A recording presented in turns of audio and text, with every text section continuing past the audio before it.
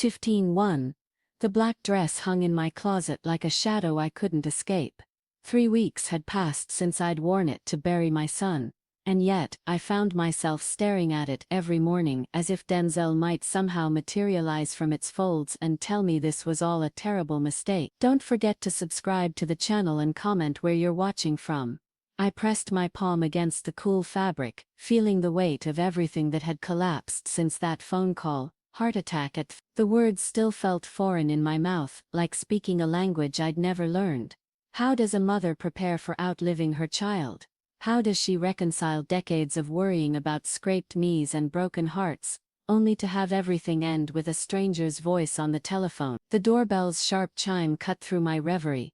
I smoothed down my worn sweater, the same one I'd been wearing for 3 days, and shuffled to the front door of the small apartment that had become my prison. Mrs. Catherine Mills, the young woman on my doorstep, wore a crisp navy blazer and carried a leather portfolio that probably cost more than my monthly rent. Her smile was professional, practiced, but there was something calculating in her eyes that made my spine straight. "Yes, I'm Jennifer Hayes from Hayes & Associates Legal Services. I represent Mills Construction, your former family business." She paused, letting the emphasis on former settle between us like a blade. "May I come in? We have several documents that require your immediate attention." The irony wasn't lost on me. Mills Construction, the company Denzel and I had built from nothing, the business that bore our family name, was now sending lawyers to my door, but it wasn't our business anymore, was it? The moment they lowered Denzel's casket into the ground, Natalie had made that crystal clear. Of course, I stepped aside, noting how Jennifer's gaze swept over my modest living room, cataloging the hand-me-down furniture and faded photographs. I'd moved here after Natalie's ultimatum, taking only what fit in my Honda Civic. Everything else, the house Denzel bought me, the office where I'd managed accounts for 15 years, the life I'd carefully constructed, belonged to his widow now. Jennifer settled onto my threadbare couch and opened her portfolio with theatrical precision. "Mrs. Mills, I'm here regarding the final dissolution of your partnership agreement with Mills Construction and several irregularities that have come to light in the company's financial record." My hands went cold. Irregularities. During the transition audit, we discovered several unauthorized expenditures traced back to your access codes, payments to personal accounts, transfers that don't align with approved business expenses. Jennifer's voice was steady, clinical. "Miss Natalie Mills has authorized me to offer you a settlement agreement to resolve these matters quietly without involving law enforcement." The room spun slightly. I gripped the arm of my chair, forcing myself to breathe. "That's impossible. Denzel handled all major financial decisions. I only managed payroll and vendor payments." "Nevertheless, the digital trail is quite clear." Jennifer slid a thick document across my coffee table. "This agreement releases Mills Construction from any financial obligations to you, including the pension Denzel promised in exchange for your cooperation in this matter." I stared at the papers without reading them. The words blurred together, but the meaning was sharp enough. Natalie wasn't content with inheriting everything. She wanted to ensure I left with nothing, not even my dignity. "Denzel promised me that pension after I spent 15 years building that business with him," I said quietly. "It was supposed to be my security. Promises don't hold up in court. Miss Mills' documentation does." Jennifer's smile never wavered. "You have 72 hours to sign. After that, Mrs. Mills will have no choice but to pursue criminal charges for embezzlement." After Jennifer left, I sat in my empty apartment and tried to understand how quickly a life could unravel. 3 weeks ago, I was Catherine Mills, co-founder of a successful construction company, living in a 4-bedroom house with a garden I'd tended for 8 years. I was Denzel's business partner and closest confidant, the woman who'd helped him navigate every major decision since Natalie entered his life. Now I was a potential criminal, according to legal documents that painted me as a thief who'd stolen from her own son. The phone rang, startling me from my spiral of self-pity. Natalie's name appeared on the caller ID, and for a moment I considered letting it go to voicemail. But something in me, perhaps the last vestige of the woman who'd once commanded respect in boardrooms, made me answer. "Catherine." Natalie's voice was honey over razor wire. "I assume you met with Jennifer today." "Yes." I kept my tone neutral, though my hands were shaking. "Good. I want you to understand this isn't personal. It's business. Denzel left debts you couldn't possibly comprehend, and I have to protect what's left of our company. Our company. The words stung more than I'd expected. Natalie, you know I never took money inappropriately. Denzel handled all major transactions. He must have. Denzel is dead, Catherine. Her voice turned sharp, cutting. He can't explain anything. But you were the one with access to those accounts, and you're the one who benefited from those transfers. The evidence speaks for itself. I closed my eyes, seeing Denzel's face in my mind. Not the pale, still version from the funeral, but the animated man who'd called me every morning to discuss the day's priorities. He'd been excited about something in those final weeks, secretive about meetings and phone calls. I'd assumed it was a surprise for Natalie's birthday. If I don't sign, I asked, though I already knew the answer, then you'll spend whatever years you have left fighting criminal charges you can't afford to defend.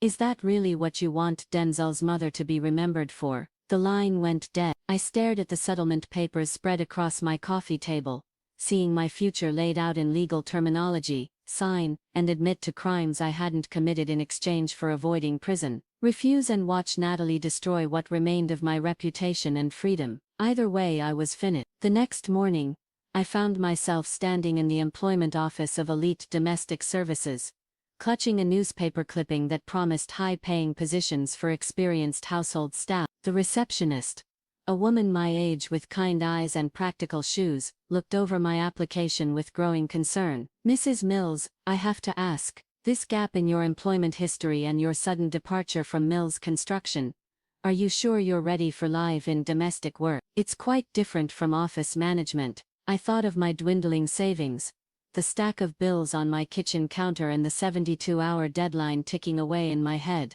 "I'm a good cook and I've managed households before. I need the work." She nodded slowly, then pulled out a thick file. "We do have one position that might suit your situation. It's challenging and the employer is quite particular, but it pays exceptionally well. Mr. Samuel Blackwood in the hills outside Santa Barbara. He's looking for a live-in cook and lighthouse keeper." The name meant nothing to me, but the salary figure she mentioned made my breath catch. In 6 months, I could earn enough to fight Natalie's charges, maybe even hire a lawyer to investigate those mysterious transfers Denzel had made. "What makes it challenging?"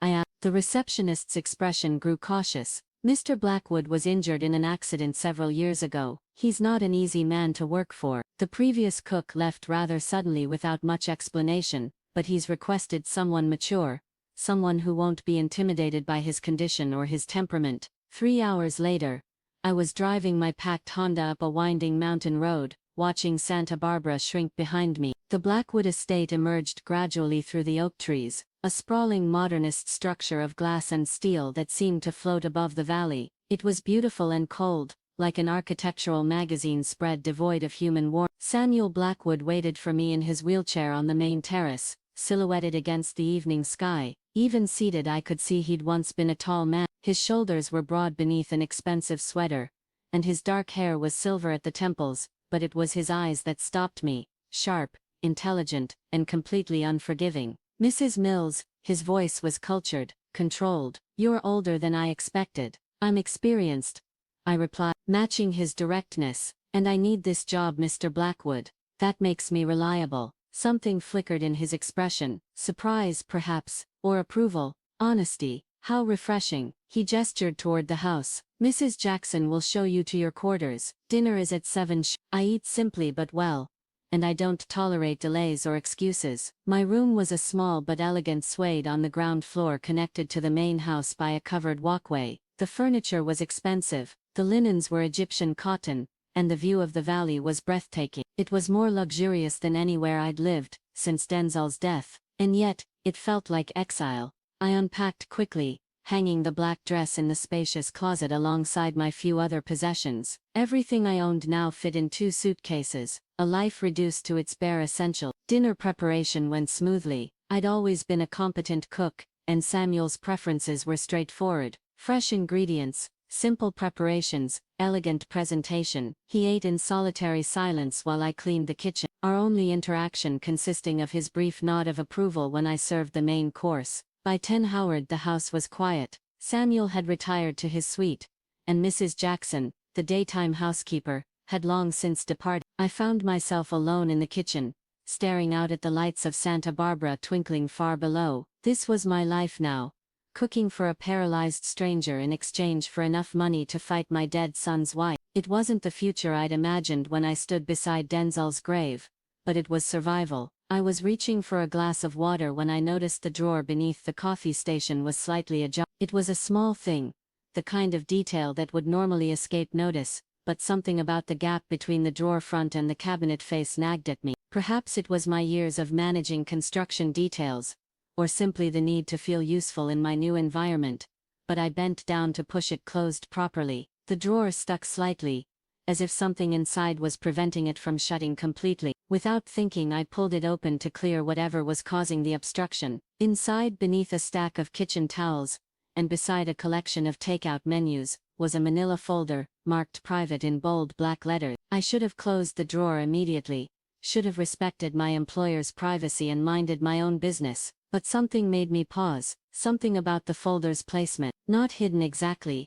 but tucked away with the casual secrecy of documents that weren't meant for public consumption but weren't locked away either. My fingers trembled slightly as I lifted the towels and slid the folder toward me. It was thick, stuffed with papers and what looked like photographs. The ethical part of my mind screamed warnings about overstepping boundaries, about the job I desperately needed, about the trouble I could find myself in, but I was already opening the folder. The first thing I saw was a photograph, a publicity shot from a construction trade magazine. The headline read, "Mills Construction Wins Regional Safety Award," and there, smiling beside a gleaming excavator, was my son Denzel. My breath stopped entirely. With shaking hands, I lifted the photograph to examine it more closely. Yes, it was definitely Denzel wearing his good suit, and the proud smile he always got when Mills Construction received recognition. But why would Samuel Blackwood, a man I'd never heard of until this morning, have this particular photo in his kitchen drawer? Beneath the photograph were more documents,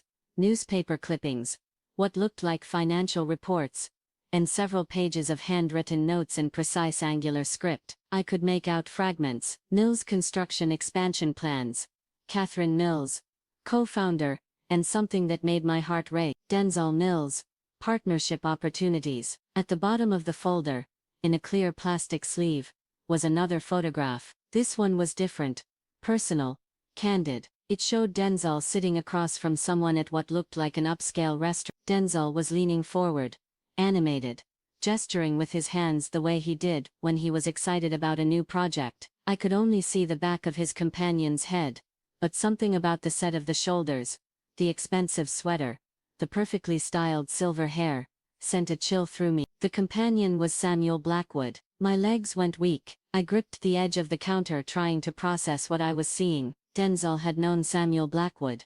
More than known him. They'd met, dined together, discussed business. The notes in the folder suggested they'd been exploring some kind of partnership or investment opportunity, but Denzel had never mentioned Samuel Blackwood to me. In 15 years of business partnership, through every major decision and contract discussion, Denzel had never spoken this man's name, which meant either Denzel had been keeping secrets from me in the weeks before his death, or I stared at the photograph again, studying Denzel's expression. He looked excited, hopeful, the way he got when he saw potential for growth, for opportunity, the way he'd looked in those final weeks, when he'd been secretive about his meetings and phone calls. My hands moved without conscious direction, turning to the next page in the folder. What I found there made the room spin around me. It was a contract draft marked with Denzel's handwriting and signature. The header read, "Investment Partnership Agreement, Mills Construction and Blackwood Industries." The dollar amounts listed were staggering. Enough money to transform Mills Construction from a regional contractor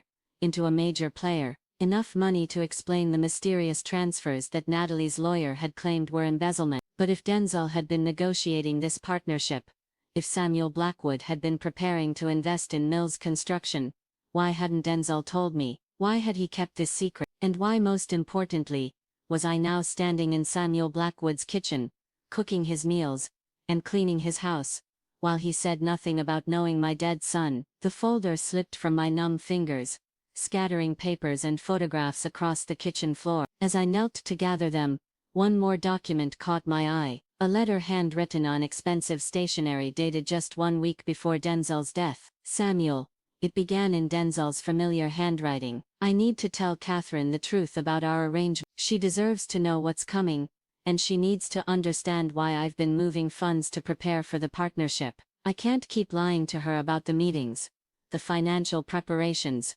everything. She's my business partner and my mother, and she's earned my honesty. I plan to tell her everything this weekend, including about you. The letter ended abruptly, as if Denzel had been interrupted mid-thought. I sat back on my heels, surrounded by scattered papers that told a story I couldn't quite piece together. Denzel had been secretly negotiating a business partnership with Samuel Blackwood. He'd been moving money, the same money Natalie's lawyers now claimed I'd stolen. He'd planned to tell me everything the weekend he died, but he'd never gotten the chance. And now, 3 weeks after burying my son, I found myself trapped in the house of the man who held the key to clearing my name. A man who'd said nothing about knowing Denzel when he hired me, who'd watched me struggle and accepted my desperate need for work without revealing that he knew exactly who I was. I looked up from the scattered papers to find Samuel Blackwood's wheelchair silhouetted in the kitchen doorway, his intelligent eyes fixed on me with an expression I couldn't read. "I see you found my research files,"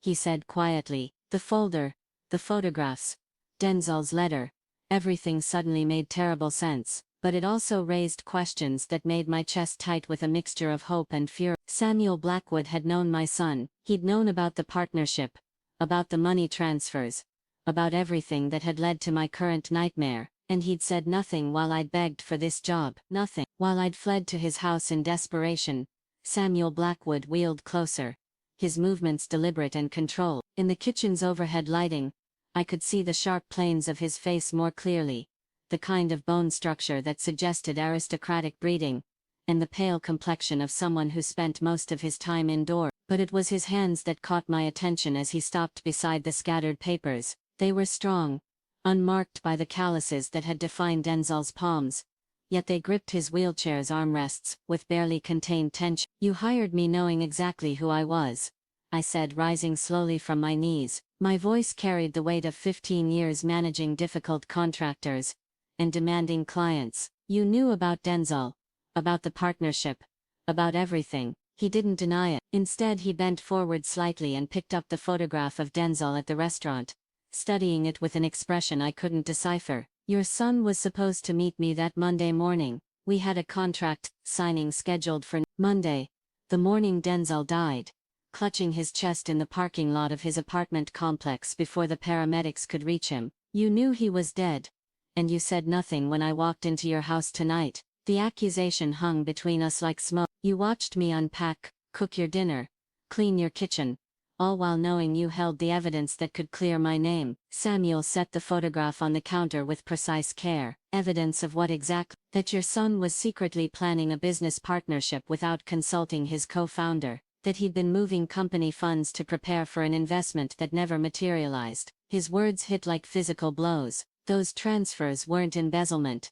Denzel was preparing for your partnership." Preparation that looked remarkably similar to theft, didn't it? Especially after he died, and left no official explanation. Samuel's voice remained level, but something sharp gleamed in his dark eyes. "Tell me, Miss Mills, what did you know about your son's financial arrangements in those final weeks?" The question stung because the answer revealed my own blindness. "Nothing. He said he was working on something special, but he wanted to surprise me with the details." "Surprise?" Samuel repeated the words with what might have been amusement. "And in 15 years of partnership, Denzel had never kept business secrets from you before." I thought of all the late-night phone calls, the hushed conversations that stopped when I entered Denzel's office, the way he'd grown distant and preoccupied in those final weeks. Signs I'd rationalized as pre-birth surprise planning, or perhaps stress from Natalie's constant pressure to expand the business. "Never," I said quietly, though even as I spoke the word,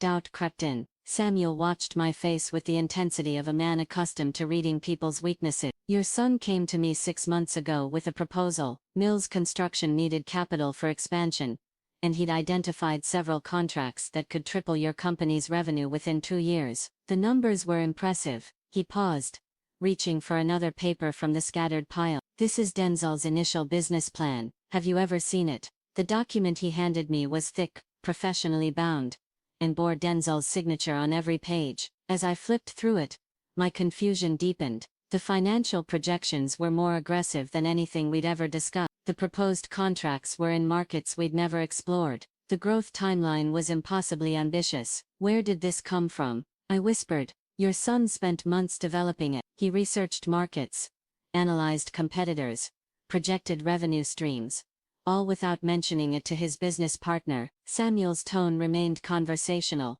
but there was something predatory in the way he watched my reaction. The question is why? I studied the business plan's pages, recognizing Denzel's handwriting in the margins, but not understanding the vision he'd outlined. This wasn't the careful, methodical growth strategy we'd always employed. This was something bigger, riskier, more ambitious than the Denzel I knew would ever consider. He would have discussed this with me, I said, but my voice lacked conviction. Would he? Samuel leaned back in his wheelchair. According to his notes, Denzel was concerned that you'd resist the rapid expansion he envisioned. He felt you were too conservative, too risk-averse for the opportunities he saw. The words hit harder than Natalie's accusations ever had. Too conservative, too risk-averse, as if the caution that had kept Mills Construction stable through 2 recessions was somehow a character flaw. So he decided to circumvent me entirely. I said, more to myself than to Samuel. Move money, make plans, negotiate partnerships, all behind my back. Business is rarely personal, Mrs. It's about recognizing opportunities and acting decisively. Samuel gathered the scattered papers with efficient movements. Denzel recognized an opportunity. He acted. The fact that he died before explaining his actions to you is unfortunate, but it doesn't change the essential truth. What truth? I asked, though part of me already knew what he was going to say. That your son didn't trust you to understand his vision for the future. The silence that followed felt heavy, weighted with implications I wasn't ready to process. I watched Samuel organize the papers back into their fold, his movements precise and purposeful. Everything about him suggested control over his environment, his information, his reactions. Even paralyzed, he radiated the kind of power that Denzel had always admired in successful businessmen. Why didn't you complete the partnership? I finally asked. After Denzel died, you could have approached Natalie, offered to honor the agreement. For the first time since I'd discovered the folder, Samuel's composure cracked slightly. A muscle in his jaw tightened, and his hands stilled on the papers. I met Natalie Mills exactly once, he said carefully. 3 days after the funeral. She was not interested in honoring Denzel's commitments. The way he said it told me there was more to that story, but I didn't press. Instead, I found myself studying his face, trying to understand why he'd hired me if he'd already dismissed the Mills family as unworthy business partners. So you hired his mother instead, I said. The woman too conservative and risk-averse to be trusted with her own son's business plans. Why? Samuel was quiet for so long that I wondered if he was going to answer at all. When he finally spoke, his voice held a note I hadn't heard before, something that might have been regret, because Denzel spoke about you constantly during our meeting. 15 you're experienced, desperate, and have nothing left to lose. Samuel countered. In my experience, that combination produces either spectacular failure or extraordinary success. The difference is usually determination. I looked around his sterile, expensive kitchen, thinking about the life I'd built and lost. The son who'd died keeping secrets from me. The daughter-in-law who'd branded me a thief. Everything familiar had been stripped away, leaving me with nothing but the knowledge accumulated over decades in an industry I understood better than most people understood their own families. What would you get out of it?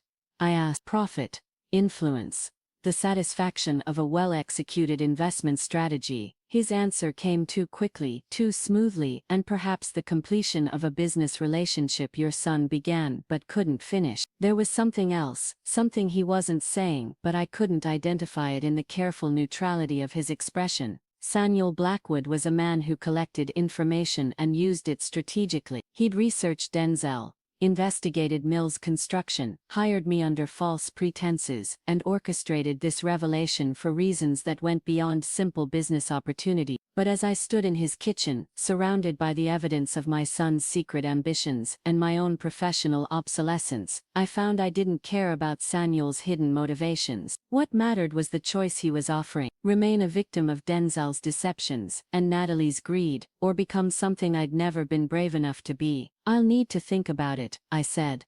Samuel nodded as if he'd expected nothing else. Of course, but don't think too long, Mrs. Mill. Opportunity has a way of disappearing when people hesitate. He began wheeling toward the kitchen door, then stopped and looked back at me. Your son believed you were too conservative to take the risks necessary for real success. Perhaps this is your chance to prove him wrong. After he left, I stood alone among the scattered papers, feeling the weight of a decision I wasn't ready to make. Outside Santa Barbara's lights twinkled like stars, beautiful and distant. Somewhere down there, Natalie was probably celebrating her inheritance, unaware that her empire was built on sand. I didn't sleep that night. Instead, I sat by the window in my guest suite, watching the valley lights fade one by one as Santa Barbara settled into darkness. The folder from Samuel's drawer lay open on my lap.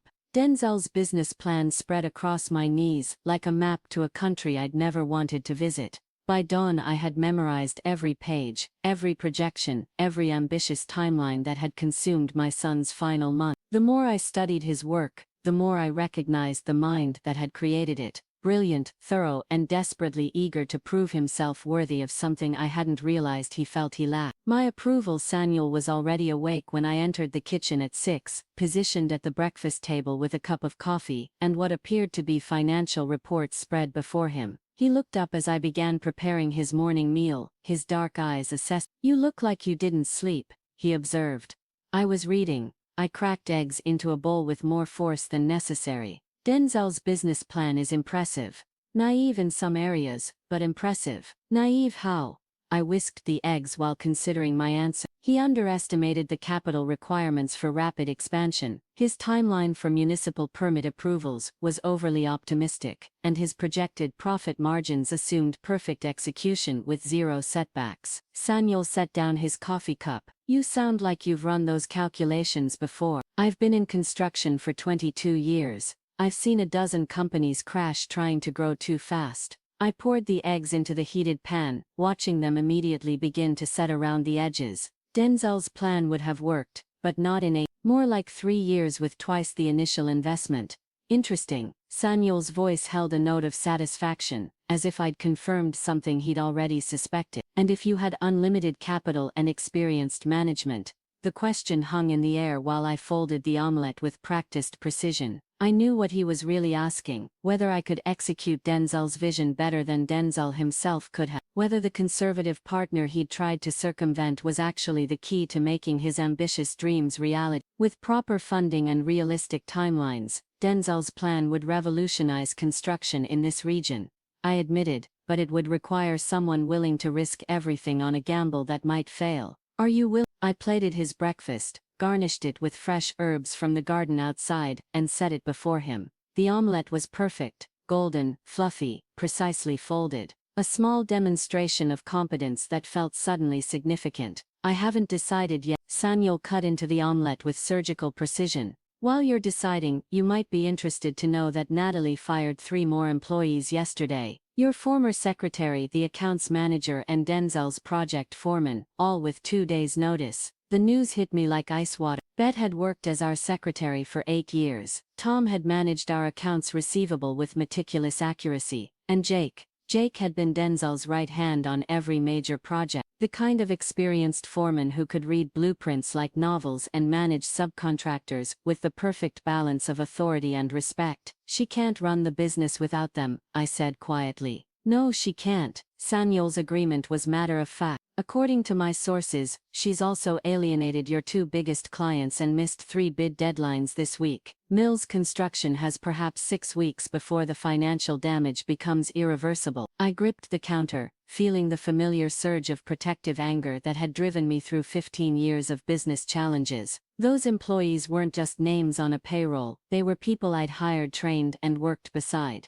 Bet knew the personal details of every client and subcontract. Tom had saved us thousands in accounting errors over the years. Jake had built some of the most beautiful homes in the county. She's destroying everything Denzel worked for, I whispered. She's destroying everything you built, Samuel corrected. Denzel inherited a successful company. You created. The distinction mattered more than I wanted to admit. Mills Construction had been my vision first.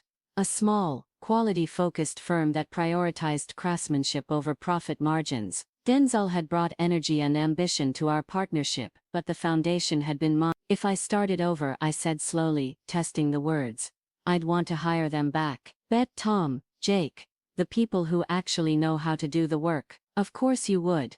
Samuel finished his breakfast and pushed the plate aside. Experienced employees are invaluable, particularly when they have personal motivation to see their former employer fail. The calculated coldness in his voice made me look at him more closely. He was smiling slightly, but it wasn't a pleasant expression. It was the look of a man who enjoyed watching his strategies unfold exactly as planned. You've been planning this for months, I realized, since Denzel died, maybe since before Denzel died. Samuel neither confirmed nor denied the accusation. I've been watching Mills Construction's deterioration with professional interest. When Natalie made it clear she had no use for experienced partners, I recognized an opportunity to do what exactly? To acquire a construction company's assets, reputation, and workforce at a fraction of their market value. His honesty was brutal. Natalie will be forced to sell within 2 months. The question is whether she sells to a competitor who will dismantle everything, or to someone with personal investment in preserving what matters. I stared at him, finally understanding the full scope of his manipulation. He hadn't hired me out of sympathy, or even business opportunity. He'd hired me as the centerpiece of a hostile takeover, disguised as rescue mission. You want me to destroy Natalie, I said. I want you to save Mills Construction from Natalie. There's a difference, is there? Samuel leaned back in his wheelchair, studying me with those intelligent, calculating eyes. Tell me, Mrs. Mills, when Natalie accused you of embezzlement, when she forced you from your home and threatened you with criminal charges, when she fired loyal employees and began destroying everything you'd spent 15 years building, did she show you mercy? The question cut deep, because the answer was obvious. Natalie had shown me nothing but cruelty, motivated by greed and a desire to erase any reminder that Denzel had valued someone else's opinion over hers. No, I admitted. Then why should you show her mercy now? The logic was seductive, and that's what scared me. Samuel was offering me everything I'd lost: purpose, financial security, professional respect, the chance to protect the people who'd been loyal to Mills Construction. But he was also offering something dark: revenge, dressed as justice, cruelty disguised as business necessity. What exactly are you proposing? I asked. Samuel reached for a leather portfolio I hadn't noticed beside his chair. From it he withdrew a thick document that looked remarkably similar to the partnership agreement Denzel had been working on. Mills Blackwood Construction, he said, sliding the contract across the table. You as managing partner, me as primary investor. Sufficient capital to acquire Mills Construction's assets when Natalie is forced to liquidate, plus additional funding for the expansion Denzel envisioned. I picked up the contract, scanning the key term. The numbers were staggering: more money than Mills Construction had grossed in its best year, enough to not only acquire our old company, but transform it into something unprecedented in the region. The timeline? I asked. 6 weeks. Natalie will default on her major contracts by then, triggering penalty clauses that will force bankruptcy proceedings. We'll be positioned to make an immediate offer for the company's assets. And Natalie, Samuel's smile was razor sharp. Natalie will discover what happens when inexperienced people try to manage enterprises they don't understand. She'll lose everything Denzel left her exactly as she deserves. I set the contract down, carefully, my hands steadier than I'd expected. The terms were generous. More than generous. Samuel was offering me the chance to rebuild my life on a scale I'd never imagined possible, but he was also asking me to orchestrate the financial destruction of Denzel's widow. Regardless of how much she'd hurt me, I need time to consider this, I said. Of course, but not too much time. Samuel gathered his portfolio with efficient movements. Natalie's incompetence is working in our favor, but opportunities like this don't remain available indefinitely. He was halfway to the kitchen door when I spoke again. Why does this matter so much to you? You're obviously wealthy, successful, connected. You could invest in any business, partner with any entrepreneur. Why go through all this elaborate manipulation just to acquire a small construction company? Samuel stopped, his back still turned to me. For a long moment, the only sound was the quiet hum of the refrigerator and the distant murmur of wind through the oak trees outside. When he finally answered, his voice carried a note I hadn't heard before, something raw beneath the calculated control. Because 15 years ago, Mills Construction was awarded a contract that should have gone to Blackwood Industries. Your bid was lower, your timeline was shorter, and your reputation was better. You cost me a project that would have established my company as the premier contractor in this region. He turned his wheelchair to face me, and I saw something in his expression that made my breath catch. Not just calculation or business ambition, but genuine anger that had been fermenting for over a decade. Instead of expanding into construction, I was forced to focus on other investments. Real estate, technology, manufacturing, all profitable, but none of them the legacy I'd planned to build. His voice grew quieter, more intense. Do you remember the Ocean View Resort project? Mills, the job that launched Mills Construction from a small residential firm to a major commercial contractor. I remembered it perfectly. Our first big break, the contract that had allowed us to hire a full crew and purchase serious equipment, the foundation of everything we'd built afterward. That was supposed to be mine, Samuel continued. And now I'm going to use your expertise and Denzel's vision to build the company I should have had 15 years ago. Poetic justice, don't you think? The revelation recontextualized everything. His research into Denzel, his knowledge of our business, his willingness to invest so heavily in acquiring Mills Construction. This wasn't just business opportunity. This was revenge that had been planned for 15 years, using me as the instrument of his retaliation against a company I'd helped create. So, this is about settling an old score, I said. This is about completing a business transaction that was interrupted by death. Samuel's tone returned to its usual controlled neutrality. Everything else is simply context. After he left, I sat alone with the partnership agreement, trying to separate my desire for justice from Samuel's hunger for revenge. The contract would give me everything I'd lost and more: financial security, professional respect, the chance to protect loyal employees who'd been discarded by Natalie's incompetence. But it would also make me complicit in the calculated destruction of Denzel's widow, orchestrated by a man who nursed a 15-year grudge against my own success. The phone rang, startling me from my brooding. I glanced at the caller ID, expecting Samuel's office, or perhaps Mrs. Jackson calling about household arrangements. Instead, I saw a name I hadn't expected. Jake Morrison, Denzel's former project foreman, Mrs. Mills. Jake's voice sounded strained, exhausted. I got your number from Bet. I hope it's okay to call. Of course, Jake. How are you holding up? Not great, honestly. Natalie fired me yesterday, said she was streamlining operations, and didn't need an expensive foreman anymore. His bitter laugh carried years of professional pride. 22 years in construction, and she dismissed me like I was some kind of luxury she couldn't afford.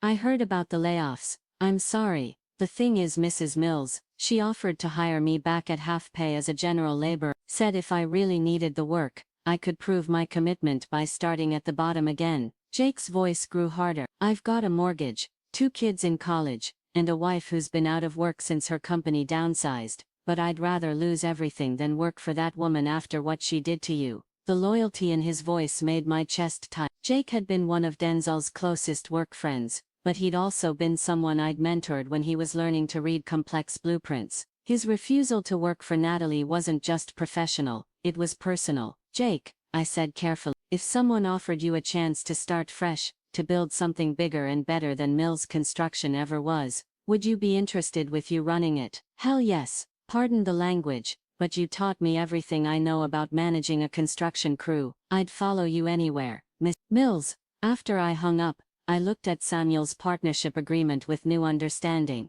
This wasn't just about my revenge against Natalie, or Samuel's 15-year grudge against my success. This was about the people who'd built Mills Construction with their hands and their loyalty, who deserved better than to be discarded by someone who saw them as expendable. I picked up a pen and signed my name to the contract, feeling something cold and determined settle in my chest. Natalie had made this personal when she'd branded me a thief and destroyed everything I'd worked to build. 3 weeks into our partnership, I stood in the conference room of a downtown Santa Barbara law office, watching Natalie Mills sign away everything Denzel had left. She wore the same black suit she'd worn to his funeral, but it hung differently on her now, looser, as if the stress of the past month had physically diminished her. This is temporary, she said, her voice brittle as she initialed each page of the bankruptcy document. Once I restructure the debt, I'll rebuild everything bigger than before. Her lawyer, a tired-looking man who'd clearly delivered unwelcome news many times over the past weeks, simply nodded and continued turning pages. Across the conference table,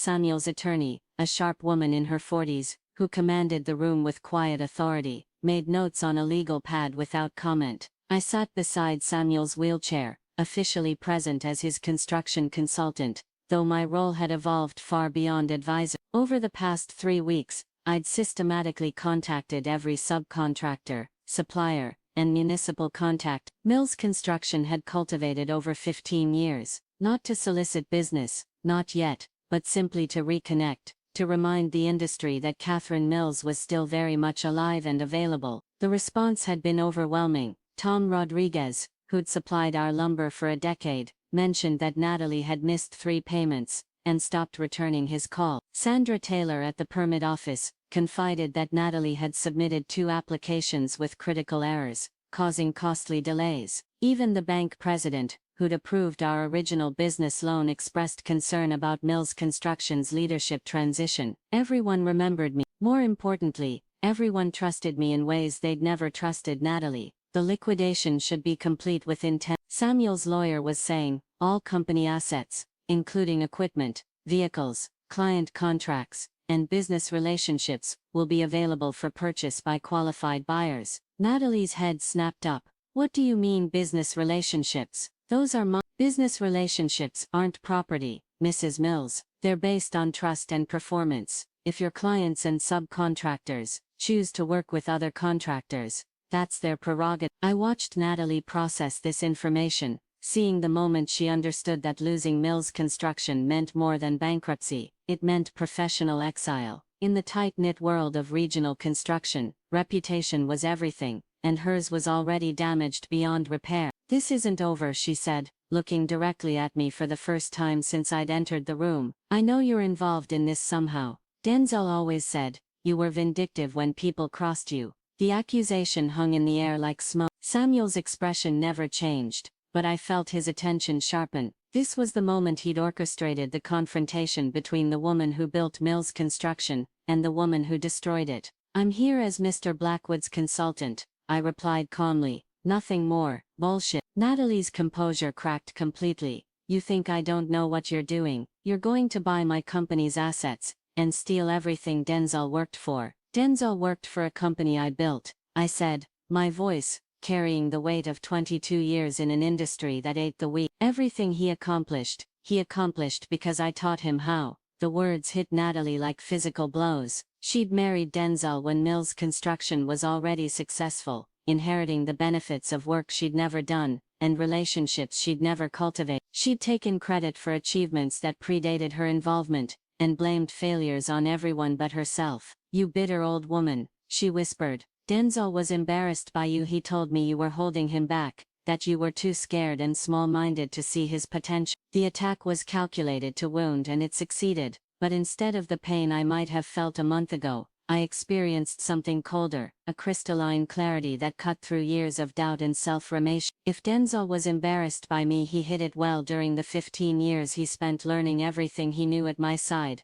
I said. But you're right about one thing, I was holding him back from making exactly the kinds of catastrophic mistakes you've made in Natalie signed the final document, with violent force, her pen nearly tearing through the paper. When she stood to leave, her movements were sharp, aggressive, like a cornered animal looking for something to attack. You'll regret this, she said to both Samuel and Denzel loved me, and you're destroying his legacy out of jealousy. Denzel's legacy is safe, I replied. 15:3. It's in the hands of people who actually understand what he built. After Natalie left, the lawyers spent another hour finalizing details. By 5 a.m., Mills Blackwood Construction existed as a legal entity, capitalized with more money than I'd ever imagined controlling, and positioned to acquire everything. Natalie was losing. Samuel and I rode back to his house in silence, both lost in our own thoughts. The revenge was proceeding exactly as planned, but I found myself thinking less about Natalie's destruction and more about the phone call I'd received that morning from B. Mrs. Mills. I don't know if this is appropriate. My former secretary had said, but I wanted you to know. 3 of our biggest clients called today asking if I knew how to reach you directly. The Hendersons want you to personally oversee their new house addition. The Oceanic Hotel Group is interested in discussing their expansion project, and that developer in Montecito, Miss Patterson, he said he'd only work with Mills Construction if you were running it. The loyalty was humbling and terrifying in equal measure. These people weren't just offering business, they were offering validation of everything I'd built before Denzel's death. And Natalie's accusations had shattered my confidence. "You're quiet," Samuel observed as we entered his house. "I'm thinking about what comes next," I said. "Natalie's finished, but destroying her was just the first step. Now we have to prove we can actually build something better." Samuel nodded approvingly. Denzel's expansion plan executed properly, the regional dominance he dreamed about, achieved through experience rather than reckless ambition. But as I prepared his dinner that evening, our routine unchanged despite the momentous events of the day, I realized my motivations had evolved beyond simple revenge or even business success. Somewhere in the process of reclaiming my professional identity, I'd rediscovered something I'd forgotten in the months of grief and self-doubt following Denzel's death. I was good at this, not just competent or experienced, but genuinely gifted at the complex orchestration of personalities, regulations, budgets, and timelines that made construction projects succeed. Denzel had learned from me, but he'd never surpassed me. Natalie had inherited from Denzel, but she'd never understood what she'd been given. The phone rang as I was cleaning up. Samuel answered it in his study, and I could hear the murmur of his voice through the closed door. When he emerged 20 minutes later, his expression was grim. "That was my lawyer," he said. "Natalie's threatening to contest the bankruptcy, claiming she was coerced into signing under duress." The news should have worried me, but instead I felt a familiar surge of the strategic thinking that had carried me through decades of construction crisis. Can she prove coercion? No, but she can delay the asset liquidation, tie up the process in court proceedings. Maybe even force a more complex dissolution that allows her to retain partial ownership. I considered this, turning the problem over in my mind like a blueprint I needed to modify. Natalie was fighting with the desperation of someone who'd lost everything, but desperation made people careless. It also made them predictable. "She needs money to fight us in court," I said. "Legal fees, expert witnesses, accountants to review the bankruptcy filing. Where's she going to get that kind of capital?" Samuel's eyes sharpened. "She'll try to sell something.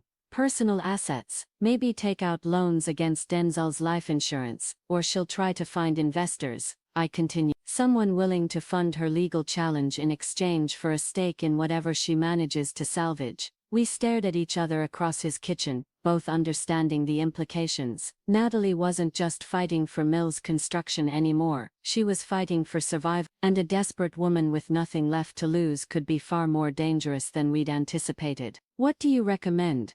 Samuel asked. The question thrilled me in ways I hadn't expected. He was asking for my strategic assessment, my professional judgment, my expertise. After months of being dismissed as a conservative obstacle to progress, I was being consulted as the expert I'd always been. "We accelerate the timeline," I said. "Instead of waiting for the asset liquidation to finalize, we start operating immediate. Contact the clients, hire the employees, begin bidding on contracts, make it clear that Mills Blackwood Construction isn't waiting for Natalie's permission to exist." Samuel smiled, and for once it reached his eyes. "Aggressive. Denzel would be surprised to see this side of his conservative mother." "Denzel never saw me in a real fight," I replied. "He inherited a successful business. I had to create one from nothing against competitors who thought a woman had no place in construction. Natalie's about to learn what that actually required." The next morning, I began the most intensive week of my professional life.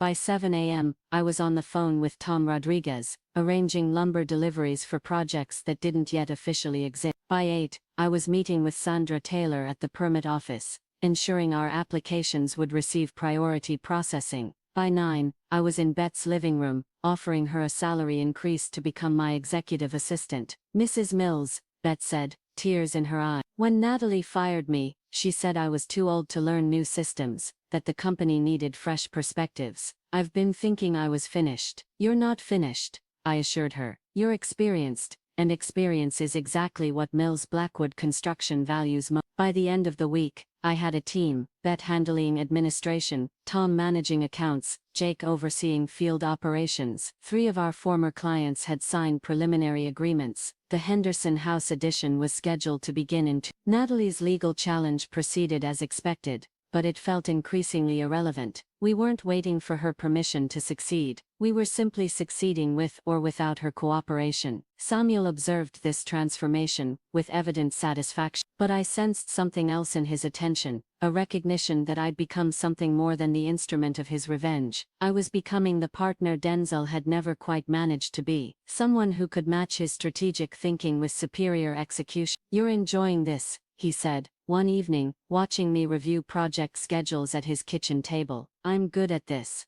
I corrected. There's a difference between enjoyment and competence, but even as I said it, I knew he was right. I was enjoying the challenge, the complexity, the satisfaction of building something significant. For the first time since Denzel's death, I felt fully alive, not just surviving, but thriving. The only question was what would happen when Natalie finally understood that her fight was already lost and turned her desperation toward more personal forms of retaliation. The fire started at 3:17 a.m. on a Tuesday morning, 6 weeks after Natalie had signed away her inheritance. I knew the exact time, because Samuel's security system recorded everything, including the moment the flames first appeared in the storage yard where Mills Blackwood Construction kept our equipment. I stood in Samuel's kitchen, still in my nightgown, watching orange light flicker against the valley walls 12 minutes away. The fire department's sirens had woken me, their wailing calls echoing off the hills like some primitive alarm. But even before Samuel wheeled into the kitchen behind me, even before his phone started ringing with calls from our insurance company, I knew this wasn't an accident. "How much did we lose?" I asked, my voice steady despite the churning in my chest. Samuel ended his call and set the phone on the counter with deliberate care. 2 excavators,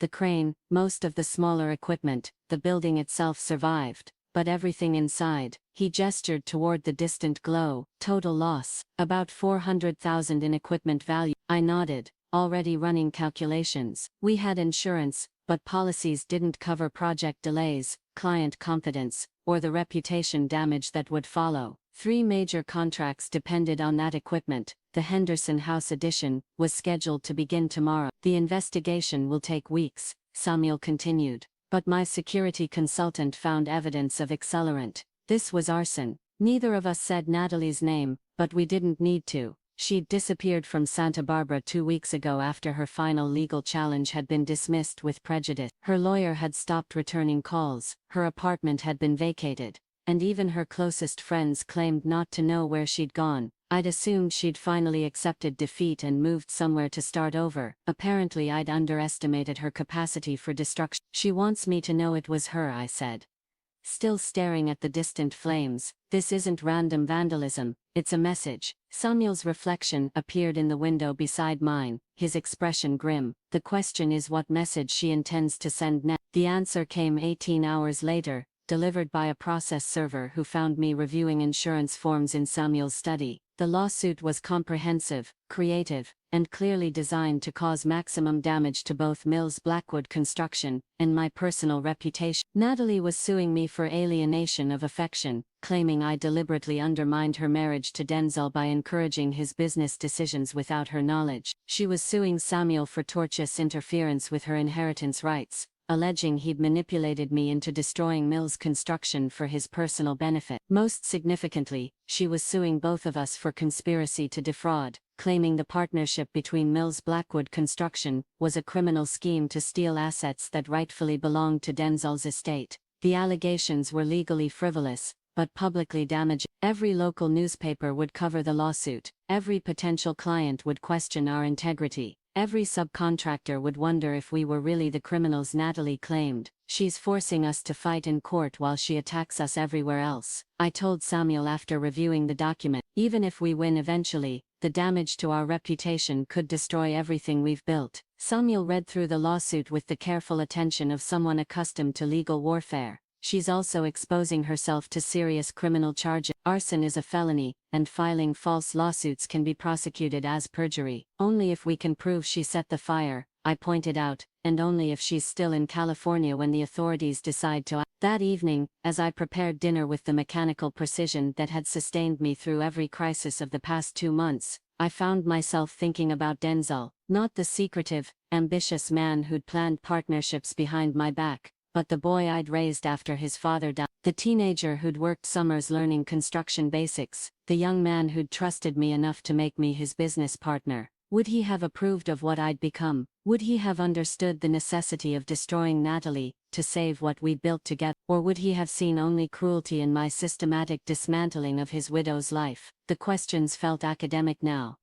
Denzel was dead, Natalie was desperate, and I had choices to make about the future I wanted to build from the ashes of everything we'd all lost. Samuel found me sitting at the kitchen table an hour later, the lawsuit documents spread before me like battle plans. "You're thinking about surrendering," he said. It wasn't a question, and his tone carried no judgment. After 2 months of working together, he'd learned to read my expressions with uncomfortable accuracy. "I'm thinking about the cost of winning," I corrected. "Natalie's destroyed, but she's taking us down with her. Maybe there's wisdom in walking away before she destroys us complete." Samuel maneuvered his wheelchair closer, his dark eyes reflecting the kitchen's overhead lighting. "And do what? Return to cooking my meals and pretending the past 2 months never happened?" The suggestion stung because part of me found it appealing. The simplicity of domestic routine, the absence of strategic complexity, the relief of surrendering responsibility for other people's livelihood. I could disappear into Samuel's comfortable exile,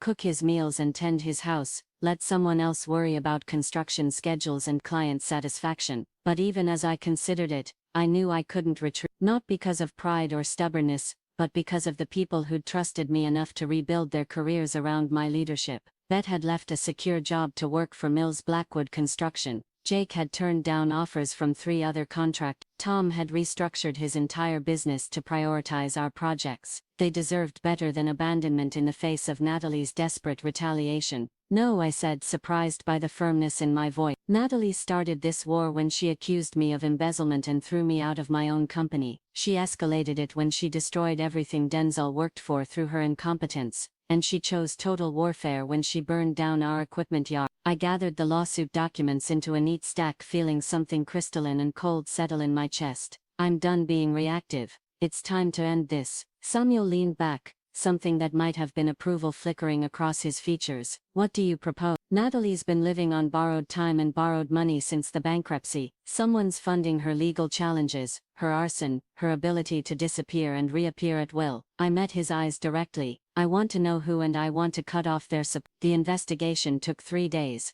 and cost more than I'd ever spent on private detectives, but the results were illuminating. Natalie's mysterious benefactor turned out to be her sister Linda, a successful real estate agent in Phoenix who'd mortgaged her own house to fund Natalie's war against. More importantly, Linda was Lure Board disciplined for her involvement in her sister's activities. Real estate agents couldn't afford criminal associations, and Linda's support for Natalie's arson and fraud schemes put her professional license at risk. I called Linda directly, identifying myself simply as Catherine Mills from Mills Blackwood Construction. "I know who you are," Linda said, her voice tight with hostility. "You're the bitter old woman who destroyed my sister's life out of jealousy. I'm the businesswoman who's about to destroy your career if you continue funding Natalie's criminal activities." I replied calmly, "Your sister committed arson against our property, and filed fraudulent lawsuits designed to damage our reputation. Those are felonies, Linda, and the money you've been sending her makes you an accessory to every crime she commits." The silence that followed was profound. "I have documentation of every transfer you've made to Natalie since she left California," I continued. "Bank records,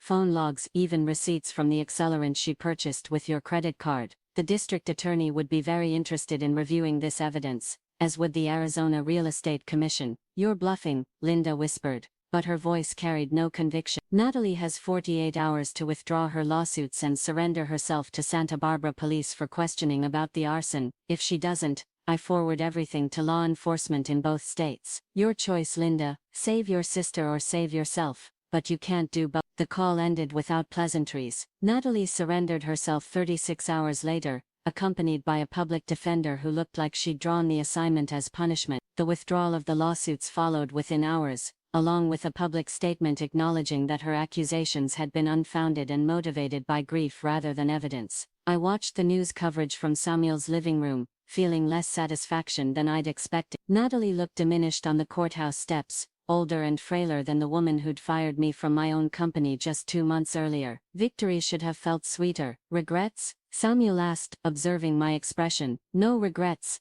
I said after considering the question. But no celebration either. She chose this path when she decided to destroy everything rather than admit she was wrong. The trials, both criminal and civil, would take months to resolve. But Natalie's war against us was finished. Mills Blackwood Construction returned to normal operations within a week, our reputation enhanced rather than damaged by the failed attacks. Clients respected our resilience, employees appreciated our loyalty, and competitors learned not to underestimate our capacity for strategic warfare. 6 months later, I found myself standing in the same spot where Mills Construction had once operated, watching Jake's crew finish the foundation for our new headquarters building. The structure would be larger than anything Denzel had ever envisioned, equipped for the regional expansion he dreamed about, but never achieved. Samuel joined me at the construction site, his wheelchair navigating the rough terrain with practiced ease. Satisfied, I considered the question seriously. Mills Blackwood Construction employed 47 people,